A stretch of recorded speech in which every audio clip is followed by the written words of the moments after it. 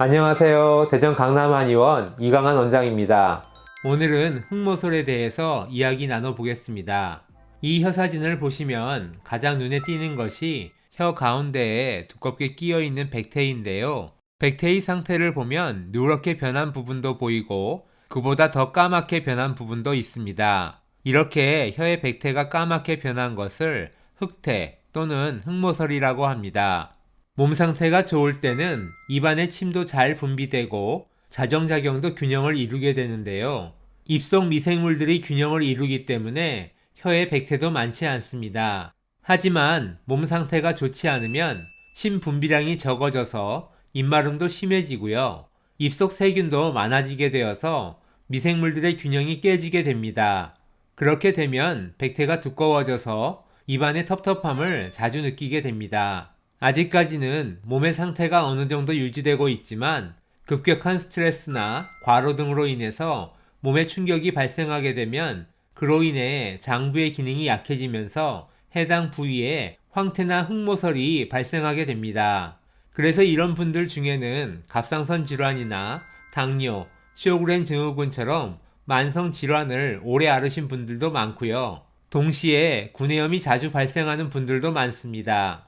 흑모설이 생기면 외관상 보기에도 좋지 않지만 전신의 기력이 부족해진 상태라서 혀가 입천장에 달라붙는 느낌이 들 정도로 구강 건조증이 심해지고 이렇게 되면 입안의 세균도 증식해서 구취도 심해지게 됩니다. 그리고 흑모설 환자분들의 경우 대부분 영양 섭취와도 연관이 많기 때문에 위장에 문제가 있으신 분들이 많습니다.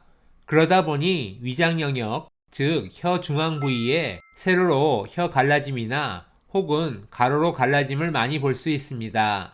그래서 흑모설이 생긴 분들을 보면 실제로 위염이나 역류성 식도염 증상을 호소하시는 경우가 많고요. 혀가 가로로 갈라져 있기 때문에 신경성 위염이나 화병으로 인해 위장이 좋지 않은 경우가 많습니다.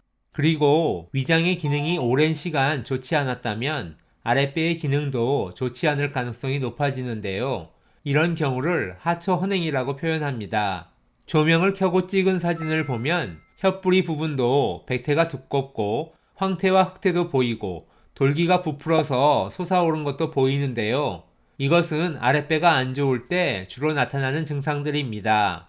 그리고 흑모설은 백태가 노란 황태로 변했다가 점차 까매지는 경우도 있지만 어느 날 갑자기 까매지기도 합니다. 이런 경우 평소 안 드셨던 약을 드셨다가 혀가 까맣게 되는 경우가 많은데요. 그중 대표적인 것이 바로 항생제를 복용했을 때입니다. 이런 경우는 항생제를 끊고 나면 대부분은 저절로 좋아지기 때문에 크게 걱정하지 않으셔도 됩니다. 오늘은 흑모설에 대해서 알아보았습니다. 혀에 흑모설이 생기는 원인은 환자분마다 다르기도 하고요. 원인과 증상이 달라도 혀 모습은 비슷할 수가 있기 때문에 치료 효과를 높이기 위해서는 맥진과 설진으로 흑모설이 생긴 원인을 찾아내고 체형 측정을 통해 체질을 판별해서 원인별 처방을 받으시는 것이 좋습니다. 그럼 오늘도 건강한 하루 되세요. 감사합니다.